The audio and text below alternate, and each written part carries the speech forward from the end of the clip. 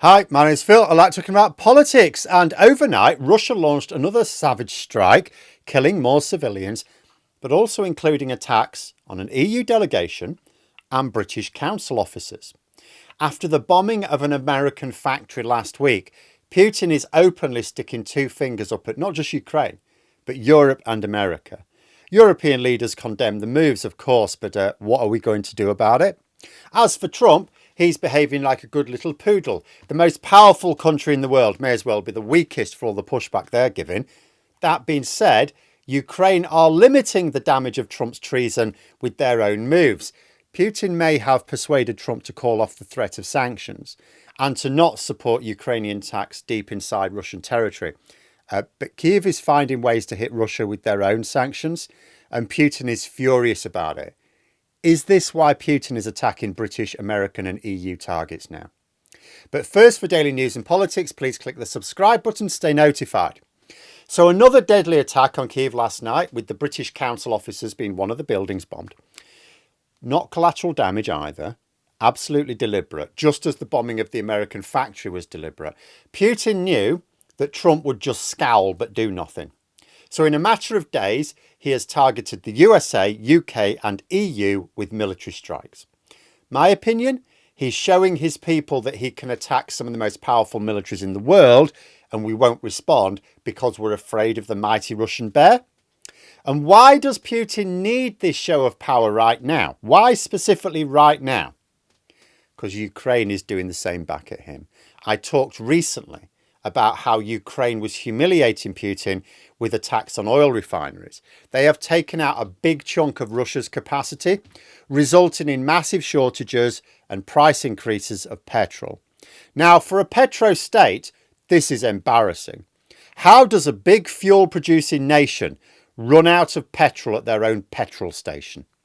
So is Putin attacking European and American assets in Ukraine because he feels the need to distract from Ukraine's successful attacks on his energy infrastructure? After all, Trump will have refused to offer support for Ukraine carrying out missile strikes deep inside Russia because Putin told him to. The Kremlin must have thought they dealt with the spectre of Ukrainian attacks on their own vital infrastructure. But although Ukraine absolutely needs US support for both air defence systems and satellite technology, it doesn't strictly need them to launch strikes inside Russia. It's funny because a viewer asked me if I would discuss Ukraine's new Flamingo missiles recently. And I said, well, no, not really. I just discuss politics, not a military channel. That being said, the Flamingo missile just got political. It now allows Ukraine to attack targets in Russia, including oil refineries, without needing that US support to do so. They're being described as they're not quite on the same level as ATACMS and Storm Shadow, the missiles, cruise missiles supplied by the US and Britain and France and so on. But they're not bad. So long as Trump doesn't get so upset about it that he cancels the intelligence sharing for defensive purposes, Zelensky can carry on and there's nothing Putin can do about it. Or at least nothing he can directly do about it. Because I think the attacks on the American factory last week and on UK and EU assets last night are his response. I mean, let's consider what's been happening. So 2 nights ago, Ukraine's drones turned almost a fifth of Russia's refineries into rubble. 36 hours later, 3:17 a.m, Caliber cruise missile punched straight through the EU mission in Kyiv. 14 people died. This wasn't a stray round. It was a message written in fire aimed at the very people who are keeping Kyiv's war chest full. Because forget the speeches, this war runs on oil money. It's why Europe is desperate for Trump to hit Russia with oil-based sanctions. And why Putin is equally desperate to persuade him not to do that. So far, Putin's winning.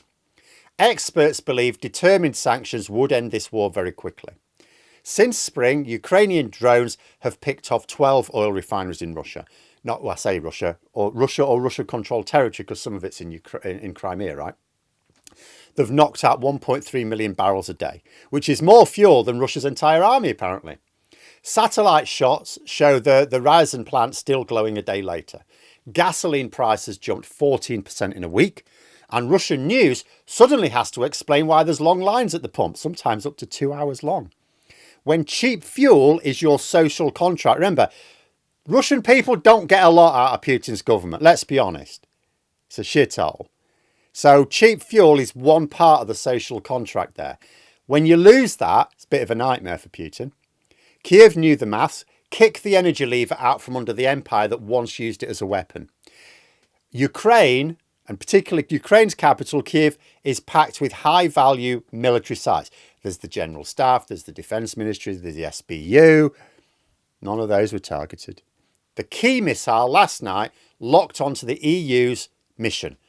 Big blue flag lit up like a neon sign. Inside it, there was an EU delegation working out reconstruction plans and security guarantees for a post-war Ukraine. So kill the people who draft the checks and future treaties, and you send a louder message than a strike on a military facility like a barracks or something. You know, the missile flew less than 2 days after the refinery wave. While the Ryazan fire still burns, a corvette in the Black Sea launched the shot. Peskov called the strike precision counter-terror. Then, in the same breath, whined about fuel shortages. That, for the Kremlin, is basically a confession. This was payback. Political, not military strategy. So they've admitted to deliberately bombing the American factory, and now they've admitted to deliberately targeting the EU here. I don't know if they've specifically admitted that they deliberately targeted the British Council buildings, but they absolutely did. You know, but the EU building, that's a 3-minute walk from Medan. So in 2014, snipers on those same rooftops murdered protesters and set Ukraine on its westward path. Putin just bombed the street that birthed a European Ukraine. Survivors remember, you know, the whistle, the boom, then the diesel stench that never really leaves you. That is terror's calling card. It's designed to make every future EU meeting in Kiev start with a flashback to last night. You know, the 1961 Vienna Convention says diplomatic premises are inviolable. So by aiming at one, Russia has trashed a rule that even the Soviets respected.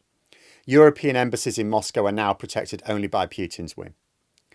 The logic is fairly savage but simple. Scare the EU into slowing their support and Ukraine's war effort starts to stall, right? That's what they want. The problem for Putin is, although Trump is holding them back and Europe, you know, is also not doing enough, Ukraine is actually doing very well on its own. It's innovating, as all countries at war do. Kremlin strategists think European voters care more about heating bills than distant borders. You know, the missile is a reminder. Keep the war alive, and those bills are going to keep going up, right? Because they think that we want to agree a peace now really quickly so we can get that cheap Russian oil for ourselves again. You know, one caliber missile costs less than the oil Ukraine is denying Russia in a single day, but it grabs the headlines more. It's intended to get Europeans to back away from Russia's aggression. Remember, Putin thinks the West is weak, spineless. For 2 decades, it's a view that has been given plenty of confirmation bias as he has pushed and pushed and pushed, and neither Europe nor the USA ever pushed back. He saw us as prioritising our economic needs over our sovereignty and that of our allies. And he was right. He was absolutely right. But where he's gone wrong now is he's threatening our economy as well. Putin used to profit by creating a dilemma for us, force us to choose between supporting those we should support or prioritising our own standard of living at the expense of innocence, right? The short-term thinking, the short-term selfish thinking. But Putin's changed things with the full-scale invasion of Ukraine because that damaged the standard of living throughout Europe as well. It stoked inflation. It created food shortages. You know, it's fundamentally changed a lot of the politics in Europe. What Putin has done is align our moral responsibilities with our economic needs, which is why I don't think this latest move from Putin is going to work. I don't think those Kremlin strategists are getting this right. They are perhaps just seeing the West as just weak in generic terms, rather than understanding the real nature of our weakness, which is that, yes, we are selfish and we're going to prioritise our own living standards, right? That's what we've done for 20 years. Perfectly true. Western leaders have sacrificed all sorts of battles for the sake of appeasement because of the fear of hurting living standards back home. But those leaders now know that not pushing back against Putin is hurting those living standards even more. And if we let him carry on, we're just going to squeeze our own living standards further and further. So it's not that the bills are going to carry on going up if we keep the war going. It's that those bills are going to go even higher if we allow it to expand. Putin has basically messed up his own arithmetic. Von der Leyen called the attack abhorrent, then vowed an even tougher 10th sanctions package. Translation, we're not backing down. The real fight is over what tougher means exactly.